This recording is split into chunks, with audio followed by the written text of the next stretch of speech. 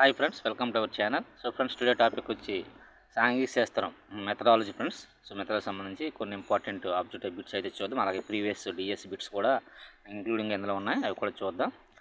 So late చేయకుండా topic వెళ్ళిపోతాం. So first bit చూడండి ఫ్రెండ్స్. ఒక సంవత్సరానికి సంబంధించిన ప్రణాళికను ఎలా పిలుస్తారు అంటున్నారు. ఒక సంవత్సరానికి సంబంధించింది. సో కరెక్ట్ ఆన్సర్ వచ్చి వార్షిక ప్రణాళిక ఫ్రెండ్స్. సో వార్షిక పథకం అంటారు. ఈ సోపానం ద్వారా ఉపాధ్యాయునికి తాను ఏం బోధించాలి, పిల్లలకు ఏం తెలుసు అనే విషయాలను తెలుసుకోవచ్చు. సో ఆప్షన్ వచ్చి కరెక్ట్ ఆన్సర్ 1 అండి. కాన్సెప్ట్ మ్యాపింగ్, మైండ్ మ్యాపింగ్ అవుతుంది. నెక్స్ట్ బిట్ సాంఘిక శాస్త్ర భావనలకు సంబంధించిన సరైన అమరికను అమర్చమంటున్నారు. చూడండి, వరుసగా అమర్చమంటున్నారు. సో కరెక్ట్ ఆన్సర్ వచ్చి గ్రామం, జిల్లా, రాష్ట్రం, దేశం, ప్రపంచం. సో కనుక option 2 is the correct answer అవుతుంది. 2. నెక్స్ట్ బిట్ అండి. ఈ శాస్త్రాన్ని అర్థం చేసుకోవడంలో విద్యార్థుల సాంఘిక నేపథ్యం ఎంతో ప్రాముఖ్యత వహిస్తుంది. సాంఘిక నేపథ్యం కనుక సో కరెక్ట్ ఆన్సర్ 3 అవుతుందండి. Next bit. ఏదైనా జరిగిన లేదా సంభవించిన సంఘటనను నిజంగా ఉన్న స్థితి, నిజమైన ప్రకటన, సత్యము, వాస్తవం అని వాస్తవాన్ని నిర్వచించింది ఏది అంటున్నారు. ఏదైనా జరిగిన సంఘటన. సో కరెక్ట్ చెప్పింది ఎవరంటే వెబ్స్టర్ నిఘంటు చెప్పారండి ఈ నిర్వచనం అనేది. నెక్స్ట్, విద్యార్థి తనకు తానే సొంతంగా అధ్యయనం చేసి కొత్త విషయాలను కనుగొనే విధానం ఏమవుతుంది. సో కరెక్ట్ ఆన్సర్ అన్వేషణ పద్ధతి అవుతుందండి. అన్వేషణ ఆధారిత పద్ధతి అవుతుంది. Option 4 is the correct answer. ఒక అంశానికి సంబంధించిన విషయాలను ఒక క్రమంలో అమర్చిన ఒక చిత్రణ లేదా చిత్రాలు లేదా ఒక పట్టిక ఏది అంటున్నారు. So correct answer flow chart అండి. Option 1 is the correct answer. Next bit. చరిత్రను బోధించేటప్పుడు దానిలోని ఒక అంశానికి సంబంధించిన కాలక్రమం ప్రకారం ఒక విషయాన్ని వివరించవలసి వచ్చినప్పుడు ఈ పట్టికను వాడుతారు. సో కరెక్ట్ ఆన్సర్ 2 అండి. కాలక్రమం పట్టిక వాడుతారు. నెక్స్ట్, వస్త్రాలు, కొండలు, గిన్నెలు, ఇటుకలు, కలములు, శిలలు, శిల్పాలు, సంగీత పరికరాలు, పాత్రలు, వ్యవసాయ పనిముట్లైన నాగలి, అరక, గొలుసులు, ఉంగరాలు, పూసలు, ఆట వస్తువులు, బొమ్మలు వంటి వాటిని ఇలా పిలుస్తారు. సో కరెక్ట్ ఆన్సర్ కళాత్మక వస్తువులను పిలుస్తారండి. Option 4 is the correct answer. Next, వ్యక్తులు, కుటుంబాల ముఖ్యమైన సంఘటనల రోజువారీ జీవితాలకు సంబంధించిన విషయాలను నమోదు చేసి పొందుపరిచే ప్రక్రియను ఇలా పిలుస్తారు. సో కరెక్ట్ ఆన్సర్ మౌఖిక చరిత్ర అండి. ఈ క్రింది వానిలో చారిత్రక రికార్డులను భద్రపరిచే స్థలానికి గల మరొక పేరు ఏంటి అంటున్నారు. ఆప్షన్ 2 అండి. కరెక్ట్ ఆన్సర్ సంగ్రహాలయం అవుతుంది. భారతదేశంలో భారత జాతీయ సంగ్రహాలయం కలకత్తాలో ఎప్పుడు నిర్వహించబడింది. సో గ్రంథాలయం అంటాం కదా, అది మ్యూజియం అంటాం కదా, ఆ మ్యూజియం అలాంటిది మన దేశంలో ఇప్పుడు అంటున్నారు కలకత్తాలో మొదటగా. కరెక్ట్ ఆన్సర్ 1891 అండి. So 1 is the correct answer. Next bit.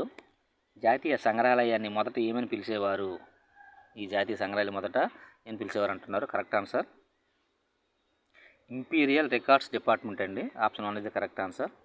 జాతీయ సంగ్రహాలయాన్ని 1926లో ఎక్కడికి మార్చారు, కలకత్తా నుంచి ఎక్కడికి మార్చారు అంటున్నారు. సో కరెక్ట్ ఆన్సర్ న్యూఢిల్లీకి మార్చారండి. జాతీయ సంగ్రహాలయాన్ని 1926లో న్యూఢిల్లీకి మార్చి 1891లో కలకత్తాలో స్థాపించారు మొదటగా.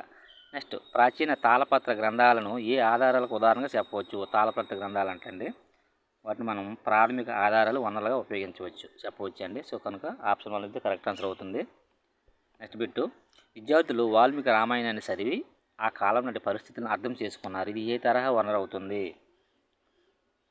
వాల్మీకి రామాయణాన్ని చదివి. సో కరెక్ట్ ఆన్సర్ ప్రాథమిక వనరు అవుతుంది. Next bit. ఖనిజాలు మరియు జలపాతాలు ఏ తరహా వనరులు. ఖనిజాలు మరియు జలపాతాలు ఏ తరహా వనరులు అంటున్నారండి.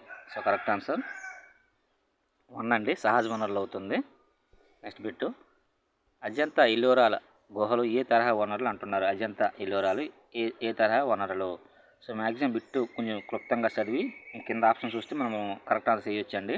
సో కరెక్ట్ ఆన్సర్ వచ్చి అజంతా ఎల్లోరా గుహలు అనేవి చారిత్రక వనరులు అండి. Option 3 is the correct answer. Next, సంఘటనలు, కథలను ఎక్కువగా ఈ శాస్త్రానికి సంబంధించి బోధనలో ఉపయోగించవచ్చు. సంఘటనలు మరియు కథలను. సో కరెక్ట్ ఆన్సర్ 2 అండి. చరిత్ర అవుతుంది. నెక్స్ట్, మొగస్తనీసు అనే గ్రీకు యాత్రికుడు తన యాత్ర వివరాలను ఈ గ్రంథంలో రాసుకున్నారు. సో కరెక్ట్ ఆన్సర్ మొగస్తనీసు అనేది ఇండికా గ్రంథం కదా. సో ఆప్షన్ 1 అనేది కరెక్ట్ ఆన్సర్. మోస్తనిస్ అనేవారు గ్రీకు యాత్రికుడు అండి, గ్రీకు దేశానికి చెందినవారు ఇండికా గ్రంథాన్ని రచించారు. భారతదేశంలోని ముఖ్య నగరాలను, బౌద్ధ క్షేత్రాలను దర్శించి తన 77వ ఏట తిరిగి చైనాకు చేరిన చైనా యాత్రికుడు ఎవరు అంటున్నారండి. ఇంపార్టెంట్ బిట్ ఇది. సో భారతదేశం ముఖ్య నగరాలను, బౌద్ధ క్షేత్రాలను సందర్శించి 77వ ఏట చైనాకు మళ్ళీ రిటర్న్ వెళ్ళారంటండి. సో కరెక్ట్ ఆన్సర్ వచ్చి 4 అండి, పాయియాను అనే చైనా యాత్రికుడు. నెక్స్ట్ బిట్టు, 26 సంవత్సరాల వయసులో మధ్య ఆసియా, ఆఫ్ఘనిస్తాన్ మరియు కాశ్మీర్, పంజాబ్ గుండా చేరి భారతదేశంలో నలంద విశ్వవిద్యాలయం చేరి 6 సంవత్సరాలు విద్యాభ్యాసం చేశారంటండి. ఎవరు అంటున్నారు? ఈయన కూడా చైనాకు చెందిన ఆయనే. సో కరెక్ట్ ఆన్సర్ 1 అండి, యుయన్ త్సాంగ్. నెక్స్ట్, ఈ భూమి మీద విజయనగరం లాంటి నగరం లేదని, చూడడానికి కన్నులు చాలవని, వినడానికి చెవులు చాలవని విజయనగర సామ్రాజ్యాన్ని సందర్శించి ఆనాటి పరిస్థితిని వర్ణించిన పర్షియన్ రాయబరి ఎవరు అంటున్నారు? పర్షియన్ రాయబరి. సో కరెక్ట్ ఆన్సర్ 1 అండి, అబ్దుల్ రజాక్ పర్షియన్. ఇక్కడ మిగతా అన్ని కూడా గ్రీకు, చైనా చెందిన వారి. అబ్దుల్ రజాక్ అలాగే నికోలో కంటే వీళ్ళైతే మనకి విజయనగర సామ్రాజ్యంలో వచ్చారు. సో అబ్దుల్ రజాక్ మనకి 2వ దేవరాయల కాలంలో, అలాగే శ్రీకృష్ణ దేవరాయల కాలంలో కూడా రావడం జరిగింది. నెక్స్ట్ బిట్టు, ఈ క్రింది వాటిలో స్పెయిన్ దేశానికి చెందిన నాయకుడు ఎవరు అంటున్నారండి? స్పెయిన్ దేశానికి చెందిన నాయకుడు.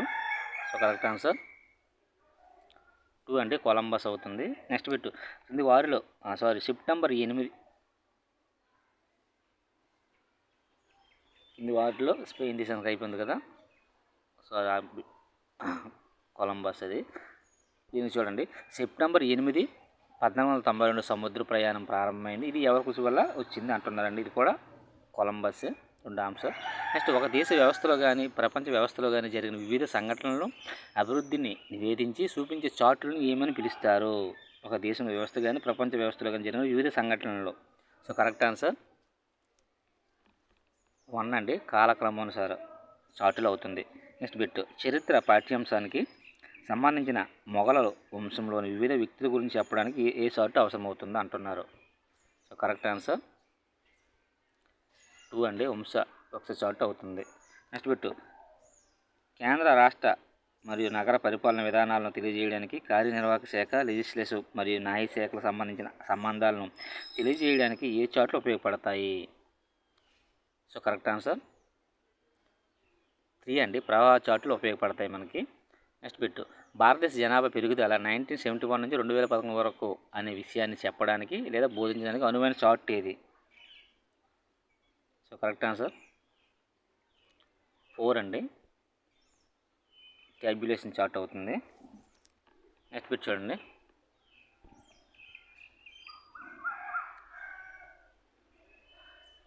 ధరకు డిమాండ్కు మధ్య గల సంబంధాన్ని వివరించడానికి ఈ గ్రాఫ్ ఉపయోగపడుతుంది అంటున్నారండి. సో కరెక్ట్ ఆన్సర్ 1 అండి, రేఖా చిత్రాలు. నెక్స్ట్ బిట్ చూడండి, వివిధ సందర్భాలలో లేక కాలక్రమంలో వచ్చిన మార్పులను తెలియజేసే గ్రాఫులు. వివిధ సందర్భాలలో లేదా కాలక్రమంలో తెలియజేసే మార్పులకు ఏ గ్రాఫ్లు ఉపయోగపడతాయి అంటున్నారు? కరెక్ట్ ఆన్సర్ 2 అండి, బార్ గ్రాఫ్లు ఉపయోగపడతాయి. బడ్జెట్ అనే పాఠానికి సంబంధించి ఏ రంగాల్లో ఎంత శాతం కేటాయించారో తెలియజేయడానికి అనువైన గ్రాఫ్ ఏది? సో కరెక్ట్ ఆన్సర్ 3 అండి, పై గ్రాఫ్లు. నెక్స్ట్ బిట్, మొత్తం అంశాలలోని ఘటకాలు ఏ నిష్పత్తిలో ఉన్నాయో చూడడానికి ఈ గ్రాఫ్లు ఉపయోగపడతాయి? సో కరెక్ట్ ఆన్సర్ పై గ్రాఫ్ అండి. సో నిష్పత్తుల రూపంలో చెప్పడానికి ఎక్కువ మా పై గ్రాఫ్లో యూజ్ అవుతాయి. ఒక నగరంలో తిరిగే వివిధ రకాల వాహనాల సంఖ్యను తెలియజేయడానికి ఉపయోగించే అత్యుత్తమ గ్రాఫ్ ఏది? సో కరెక్ట్ ఆన్సర్ 3 అండి, చిత్రాల గ్రాఫ్. వృత్తాలు ఒకదానితో ఒకటి ఖండించుకోవటం, ఒకదానిలో ఒకటి ఇమిడి ఉండడాన్ని బట్టి వ్యాఖ్యానించడానికి ఉపయోగించే గ్రాఫ్ ఏది? సో ఇలా ఈ విధంగా ఉండేవి అంటున్నారండి. సో వెన్ గ్రాఫ్ అవుతుంది. సో కరెక్ట్ ఆన్సర్ 4 అండి. నెక్స్ట్, ఒక ప్రదేశం యొక్క భౌగోళిక లక్షణాలను చూపించే మ్యాప్లను ఏమంటారు? రిలీఫ్ మ్యాప్లు, సదును మ్యాప్లు, స్కెచ్ మ్యాప్లు. ప్రదేశం యొక్క భౌగోళిక లక్షణాలు అన్నారండి. So A is the correct answer. ఎత్తి పల్లాలను చూపించకుండా సమాచారాన్నంతని అందించేవేవి? కరెక్ట్ ఆన్సర్ బి అండి. ఎక్కడ ఉంది? బి, సదును పటాలు అవుతాయండి. ఖండాలు, దేశాలు, రాష్ట్రాలు, జిల్లాలు, పట్టణాలు వాటి ఉనికి సరిహద్దులను చూపించేవి అంటున్నారండి. సో రాజకీయ పటాలు కదా. ఖండాలు, దేశాలు, రాష్ట్రాలు మొత్తం వాటి యొక్క సరిహద్దులు చూపించే రాజకీయ పట్టాలు అవుతాయి. Option 4 correct answer. నెక్స్ట్, ఏ మ్యాప్లో ఆయా దేశాల, ఖండాల, రాష్ట్రాల సరిహద్దులు మాత్రం గుర్తించబడి ఉంటాయి? సో కరెక్ట్ ఆన్సర్ స్కెచ్ మ్యాప్లు అండి. మ్యాప్లోని నదులు, పర్వతాల నుండి అంశాలను చూపించినప్పుడు ఎత్తు, లోతులను కల్పించి విద్యార్థులకు వాస్తవాన్ని సూచిస్తున్న అనుభూతిని కల్పించడానికి ఈ మ్యాప్లు పనికొస్తాయి. 3D మ్యాప్స్ కనుక ఆప్షన్ 4 కరెక్ట్ ఆన్సర్ అవుతుంది. నెక్స్ట్, ప్లాస్టర్ ఆఫ్ ప్యారిస్ మన్ను వంటి పదార్థాలు తయారు చేయబడిన మ్యాప్ ఏది? సో కరెక్ట్ ఆన్సర్ 3 అండి, త్రిమితీయ మ్యాప్లు అవుతాయి. నెక్స్ట్ బిట్, మ్యాప్ల సంపుట ఏమవుతుంది? అట్లాస్ అవుతుంది. ఆప్షన్ 1 అనేది కరెక్ట్ ఆన్సర్. మ్యాప్లో రోడ్లను దేని ద్వారా గుర్తిస్తారు? కింద సింబల్స్ ఇచ్చారు చూడండి. సో కరెక్ట్ ఆన్సర్ 1 అండి. మట్టి రోడ్డును సూచించే విధానం ఏది అంటున్నారండి? మట్టి రోడ్డు సూచించే విధానం ఈతల ద్వారా, చుక్కల ద్వారా, బొమ్మల ద్వారా, అక్షరాల ద్వారా. సో కరెక్ట్ ఆన్సర్ 2 అండి, చుక్కల ద్వారా. రైలు మార్గాలను సూచనకు వాడే గుర్తేది? సో కరెక్ట్ ఆన్సర్ 3 అండి. హెచ్ అనే అక్షరం ద్వారా దేనిని సూచిస్తారు? హెచ్ అనే అక్షరం అండి, హాస్పిటల్ కదా.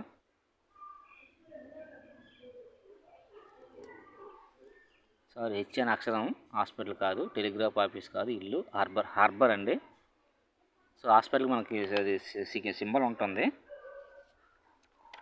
నెక్స్ట్ బిట్ చూడండి, నదులు, సముద్రాలను ఏ రంగుతో సూచిస్తారు అంటున్నారు? నదులు, సముద్రాలను ఏ రంగుతో సూచిస్తారు? సో నీలం రంగు కాబట్టి ఆప్షన్ 4 కరెక్ట్ ఆన్సర్ అవుతుందండి. నెక్స్ట్, పల్లవ ప్రాంతాన్ని, మైదానాన్ని ఏ రంగుతో సూచిస్తారు? పల్లవ ప్రాంతాన్ని, మైదానాన్ని. సో కరెక్ట్ ఆన్సర్ 3 అండి, ఆకుపచ్చ రంగుతో సూచిస్తారు. నెక్స్ట్, పర్వతాలను ఏ రంగుతో సూచిస్తారు? పర్వతాలు కరెక్ట్ ఆన్సర్ జేగురు రంగు అండి.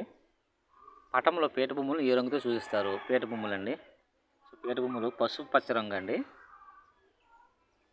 సో 3, పీఠభూములు పసుపు పచ్చ రంగులో ఉంటాయి. పటంలో నిస్సారమైన భూములు ఏ రంగుతో సూచిస్తారు? నిస్సారమైన భూములను పసుపు రంగుతో సూచిస్తారండి. So option 4 correct answer. సముద్ర మట్టం నుండి ఒక ప్రదేశం ఎత్తు 10,000 అడుగుల కన్నా ఎత్తుగా ఉంటే ఏ రంగుతో సూచిస్తారు? ఇంపార్టెంట్ బిట్, ఎరుపు రంగుతో సూచిస్తారండి. Option 1 correct answer. అదే సముద్ర మట్టం నుండి ఒక ప్రదేశం యొక్క ఎత్తు 5,000 నుండి 10,000 అడుగుల కన్నా ఎత్తుగా ఉండే ఆ ప్రదేశం ఏ రంగుతో సూచిస్తారంటే బ్రౌన్ రంగుతో సూచిస్తారండి. నేను కంటెంట్ బిట్సే. నెక్స్ట్ బిట్, సముద్ర మట్టం నుండి ఒక ప్రదేశం ఎత్తు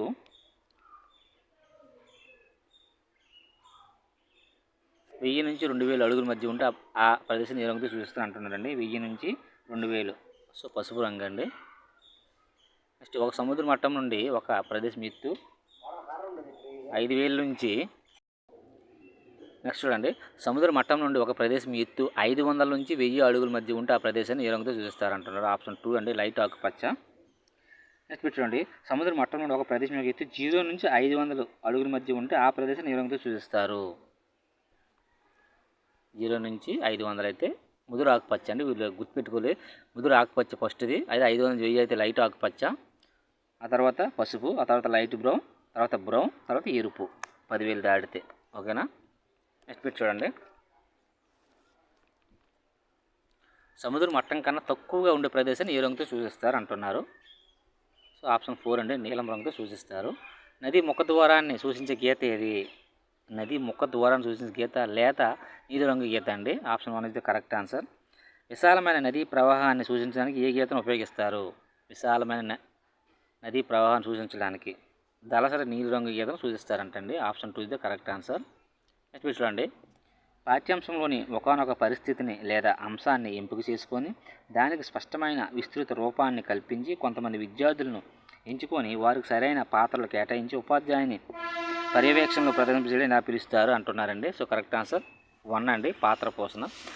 నాటికలు, నాటకాలు, ఏకపాత్రలు ఈ ప్రక్రియకు చెందినవి. నాటకీకరణ. Option 2 correct answer. కింది వానిలో శ్రవణ ఉపకరణకు చెందింది ఏది అంటున్నారు? శ్రవణ ఉపకరణం అండి. సో ఆప్షన్ 1 అండి, రేడియో అవుతుంది. నెక్స్ట్ పెట్టు, కింది వానిలో దృశ్య ఉపకరణకు సంబంధించింది ఏది? దృశ్య ఉపకరణకు సంబంధించింది ఏదంటే ఫిల్ము స్ట్రిప్ట్ అవుతుందండి. Option 3 correct answer. నెక్స్ట్, క్రింది వానిలో దృశ్య శ్రవణ రెండు కలిపి ఉపయోగించింది ఏది అంటున్నారు? దృశ్య శ్రవణ వీడియో టేప్లో అవుతుందండి. Option 4 is the correct answer. Next bit చూడండి.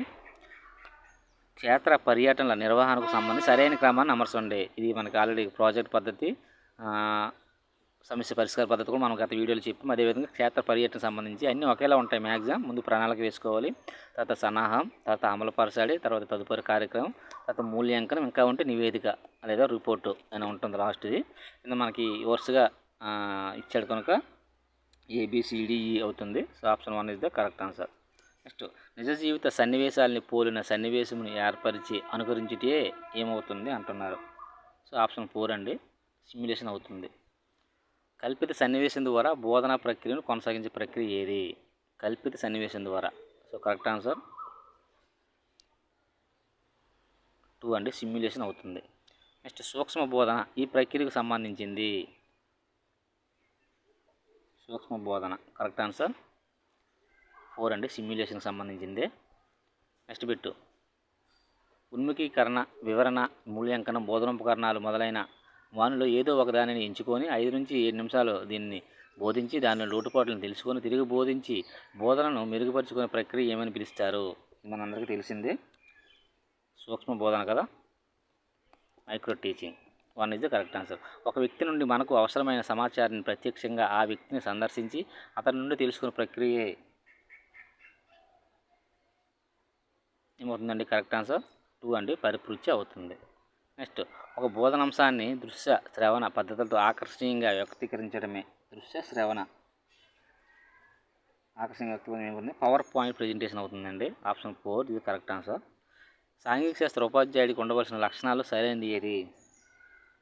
సాంఘిక శాస్త్ర ఉపాధ్యాయుడికి ఉండవలసిన లక్షణాలు సరైనది ఏది అంటున్నాడు. సో కరెక్ట్ ఆన్సర్ 1 అండి, నిరంతర విద్యార్థిగా ఉండాలి. నెక్స్ట్ బిట్ చూడండి. సో ఇక్కడ మనకి ప్రీవియస్ బిట్స్ అండి. సో వరుసగా అలాగ 2019 నుంచి కింద వరకు వెళ్తాం. లక్ష్యాల వివరణ, విషయ సామాగ్రి ఎంపిక, మార్పు, పద్ధతి, విధానం మొదలైనవి కలిగి ఉన్నప్పుడు పాఠ్య పథకం చెప్పింది ఎవరు అంటున్నారు. సో కరెక్ట్ ఆన్సర్ బైనింగ్ అండి. నెక్స్ట్ చిత్రాలు అనేవి ఏంటి అంటున్నారు. సో కరెక్ట్ ఆన్సర్ గ్రాఫికల్ దృశ్య ఉపకరణాలు అండి. ఇవన్నీ కూడా టెట్కమ్ TET 2019 బిట్స్. నెక్స్ట్ జాతీయ విద్యా ప్రణాళిక 2005 సాంఘిక శాస్త్ర విద్యా ప్రణాళికలో ఈ అంశాల ప్రాధాన్యత ఇచ్చింది. సో కరెక్ట్ ఆన్సర్ 4 అండి, 4 అవుతుంది. నెక్స్ట్ రద్దయిన 1000 రూపాయల నోటు మరియు చలామణిలో ఉన్న 2000 రూపాయల నోటు అను వాటిని వరుసగా ఈ విధంగా పేర్కొనవచ్చును.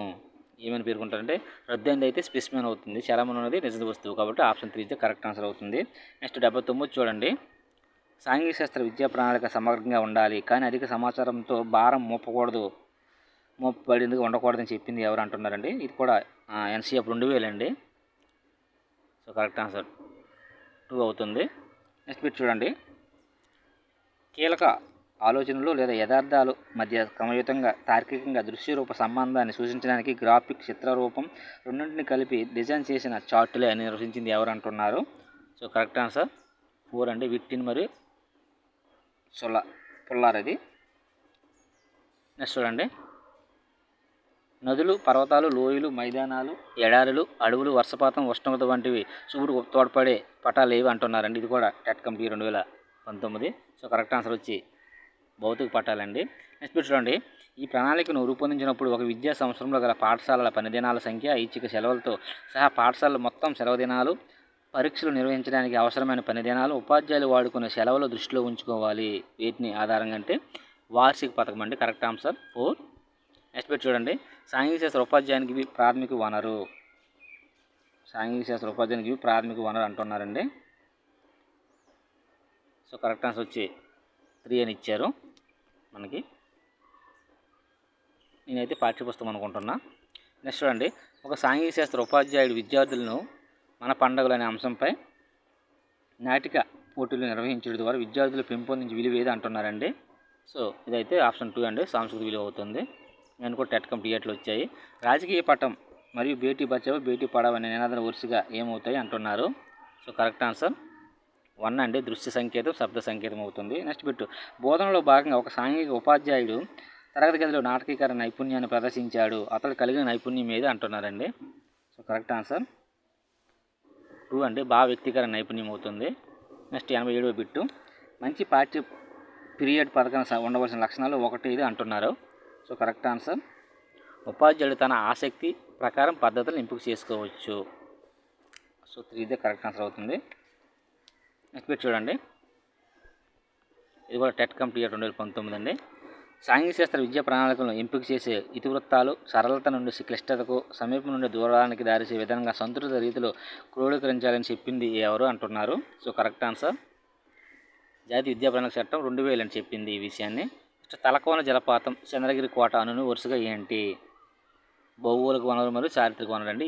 ఈ తలకోట జలపాతం, చంద్రగిరి కోట అనేవి మనకి 3rd, 4th, 5th ఓల్డ్ సిలబస్లో ఉంటుందండి. అంటే 2019, 2023 ముందు సిలబస్ ఉంది కదా, అందులో ఇవి ఉంటాయి. సో మ్యాక్సిమం కంటెంట్ పరంగానే మెథడాలజీ బిట్స్ కూడా ఫ్రేమ్ చేయడం జరుగుతుంది ఫ్రెండ్స్. ఓకేనా. నెక్స్ట్ చూడండి, ఈ క్రింది లక్షణం సాంఘిక శాస్త్ర ఉపాధ్యాయులను ఇతర ఉపాధ్యాయుల నుండి వేరు చేస్తుంది అంటున్నారు. సో కరెక్ట్ ఆన్సర్ వర్తమాన వ్యవహారాలు, పరిజ్ఞానం మరియు పఠన నైపుణ్యాలు. 2 ఇదే కరెక్ట్ ఆన్సర్ అవుతుంది. నెక్స్ట్ బిట్ చూడండి, సామ్రాజ్యం యొక్క ఆవిర్భావం, అభివృద్ధి వంటి వాటిని బోధించుటకు ఈ చార్టులు చాలా ఉపయుక్తంగా ఉంటాయి. సో కరెక్ట్ ఆన్సర్ 1 అండి, వంశావళి చార్టు. నెక్స్ట్ క్రింది వాటిలో భావన పటాలతో సంబంధం లేనిది ఇది అంటున్నారండి. భావన పటాలతో సంబంధం లేనిది. సో కరెక్ట్ ఆన్సర్ 4 అండి. భావన పటాలు ఒల్లివేయడం, యాంత్రిక అభ్యాసం ప్రోత్సహిస్తాయి అంటున్నారు, ప్రోత్సహించవు. నెక్స్ట్ బిట్ మ్యూజియంలు అనువాదాలను వరుసగా ఏంటి? మ్యూజియంలు అనేవి ప్రాథమిక వనరులు అవుతాయి, అనువాదాలను ద్వితీయ వనరులు. సో ఆప్షన్ 1 ఇదే కరెక్ట్ ఆన్సర్ అవుతుంది. ఇది టెట్ కమ్ టిఆర్ 2019 బిట్ అండి. నెక్స్ట్ చూడండి, సాంఘిక శాస్త్ర ఉపాధ్యాయుడు 8వ తరగతి విద్యార్థులచే పచ్చదనము పరిశుభ్రత కార్యక్రమం నిర్వహించాడు. ఇది ఈ వనరుల వినియోగానికి సంబంధించినది సూచిస్తుంది అంటున్నారు. సో కరెక్ట్ ఆన్సర్ 2 అంటే సమాజం పాఠశాల వద్ద తీసుకుని వెళ్ళుట. నెక్స్ట్ తక్కువ అంశాల ద్వారా ఎక్కువ జ్ఞానాన్ని అందించడానికి ఉపాధ్యాయుడు ఈ చార్ట్ను ఉపయోగిస్తాడు. సో తక్కువ అంశాల ద్వారా ఎక్కువ జ్ఞానాన్ని. సో ఆప్షన్ 1 అండి, కాలరీతి చార్ట్ అవుతుంది. నెక్స్ట్ బిట్ విద్యార్థి చూడగల పరస్పర సంబంధం గల పాఠ్య విషయాలు కలిగిన ఒక స్పష్టమైన భాగమే యూనిట్ అని చెప్పింది ఎవరు? విద్యార్థి చూడగల పరస్పర సంబంధం గల పాఠ్య విషయాలు కలిగిన ఒక స్పష్టమైన భాగమే యూనిట్ అని చెప్పింది ఎవరు? ఆప్షన్ 2 అండి, ప్రిస్టన్. నెక్స్ట్ బిట్ చూడండి, సింపోజియంస్ను నడుపుట ఈ బోధన విధానం జరుగుతుంది. సింపోజియం ఇది టిఆర్ 2012 బిట్ అండి ఇది. సో పైన చెప్పింది 2014 బిట్ అది, విద్యార్థి చూడగలనేది. ఈ సింపోజియంను నడుపుట ఈ బోధన విధానం జరుగుతుంది, టిఆర్టీ 2012లో వచ్చింది. కరెక్ట్ ఆన్సర్ వచ్చి సాంఘిక ఉద్గార పద్ధతి అవుతుందండి, చర్చ పద్ధతి కూడా అవుతుందండి. సింపోజియం నడుపుట ఈ బోధన పద్ధతి అంటే ఈ 2 కూడా ఆప్షన్స్ ఇచ్చాడండి. అప్పుడు రైట్ ఆన్సర్ కింద ఇవ్వడం జరిగింది కీలో. సో అందుకని 2 కూడా రైట్ అని ఇవ్వడం జరిగింది. నెక్స్ట్ బిట్ చూడండి, స్థానిక సమాజాన్ని పాఠశాలకు రప్పించుటకు ఈ కృత్యము ఒక ఉదాహరణ. స్థానిక సమాజాన్ని పాఠశాల రప్పించడం, ఇది టిఆర్ 2012 అండి. కరెక్ట్ ఆన్సర్ వచ్చి పూర్వ విద్యార్థులను సంఘం ఏర్పరచుట ఇది అవుతుందండి, దీని కరెక్ట్ ఆన్సర్. సూర్యుడు ఉదయించకుంటే ఏం జరుగుతుంది అనే ప్రశ్న ఈ లక్ష్యానికి సంబంధించినది అంటున్నారు. సో కరెక్ట్ ఆన్సర్ 3 అండి, వినియోగం. ఇది కూడా టిఆర్ 2012. నెక్స్ట్ 2008 చూడండి, డిఎస్సి బిట్టు. ఆంధ్రప్రదేశ్ నేలలు అనే పాఠం అభ్యసించిన తర్వాత ఎర్ర నేలల్లో పండించే పంటకు ఉదాహరణలు ఇస్తే విద్యార్థులు పెంపొందిన లక్ష్యం ఏది అంటున్నారండి. ఉదాహరణలు ఇస్తున్నారు. సో కనుక 4 అవుతుంది, అవగాహన. డిఎస్ 2008 బిట్ అండి. నెక్స్ట్ ఇది కూడా డిఎస్ 2008 బిట్ చూడండి, కింది వాటిలో నాటకీకరణ ద్వారా బోధించడానికి అత్యంత అనువైన పాఠ్యాంశం ఏది అంటున్నారండి. కరెక్ట్ ఆన్సర్ 1 అండి, ఉత్తరాల బట్వాడ అవుతుంది. నెక్స్ట్ బిట్ చూడండి, హైదరాబాద్ నుంచి వచ్చిన ఒక సందర్శకుడు 1 సెంటీమీటర్ 2 కిలోమీటర్ల స్కేల్ కలిగిన హైదరాబాద్ సిటీ మ్యాప్ను చూడగా తాను సెంట్రల్ బస్ స్టేషన్లో 2వ సెంటీమీటర్ వద్ద వెళ్లాల్సిన శిల్పారామం 8వ సెంటీమీటర్ వద్ద ఉంది. అతను ప్రయాణించిన దూరం ఎంత అంటున్నారండి. ఇది డిఎస్ 2008 బిట్ అండి. కరెక్ట్ ఆన్సర్ వచ్చి 12. నెక్స్ట్ ఐక్యరాజ్య సమితి పిల్లల నిధికి యూనిసెఫ్కి సామర్థ్య ఆధారిత విద్యా ప్రణాళిక నవీకరణ కార్యక్రమంలో పరిసరాల విజ్ఞానం 1కి సంబంధించి సూచించిన సామర్థ్యాల సంఖ్య ఎంత అంటున్నారండి. యూనిసెఫ్ పరంగా సామర్థ్య విద్యా ప్రణాళికలో ఎన్ని సామర్థ్యాల సంఖ్య అంటే 16 అండి. కరెక్ట్ ఆన్సర్ వచ్చి 2 అవుతుంది, 16. నెక్స్ట్ బిట్ చూడండి, స్వాతంత్రోద్యమం అనే పాఠ్యాంశ బోధనకు ఉపాధ్యాయుడు వినియోగించిన తోలుబొమ్మలు అనేవి బోధన ఉపకరణలు ఈ రకానికి చెందినవి. ఇది డిఎస్ 2008 బిట్ అండి. కరెక్ట్ ఆన్సర్ వచ్చి త్రిమితీయ ఉపకరణలు అవుతాయండి. నెక్స్ట్ సామాజిక ఆధార విద్యా ప్రణాళికలో ప్రవేశపెట్టిన ఐక్యరాజ్య సమితి ఏదంటే యూనిసెఫ్ అండి. సో కరెక్ట్ ఆన్సర్ 4 అవుతుంది. నెక్స్ట్ బిట్ ఫిల్మ్ స్ట్రిప్లు నమూనాల వరుసగా ఏంటి? ఫిల్మ్ స్ట్రిప్లు నమూనాలు ప్రక్షేపణ త్రిమితీయ ఉపకరణలు అవుతాయి అండి. ఇది డిఎస్ 2008లో వచ్చింది. సో కరెక్ట్ ఆన్సర్ 4 ఇది కరెక్ట్ ఆన్సర్. నెక్స్ట్ ఈ పాఠాన్ని బోధించడానికి పరిసరాలను ఒక ఉపగమనంగా ఉపయోగించవచ్చు అంటున్నారు. ఇది డిఎస్ 2006 బిట్ అండి. 2006లో వచ్చింది బిట్ చూడండి.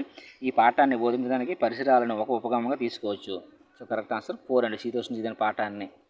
నెక్స్ట్ బిట్ చూడండి. ప్రాజెక్ట్ పద్ధతి సోపానాలు 3వది అడిగారండి. సో ప్రాజెక్ట్ పద్ధతిలో 3వది ఏంటవుతుందండి? ప్రణాళిక రచన కదా. సో ఆప్షన్ 4 ఇది కరెక్ట్ ఆన్సర్. ప్రణాళిక రచన అవుతుంది.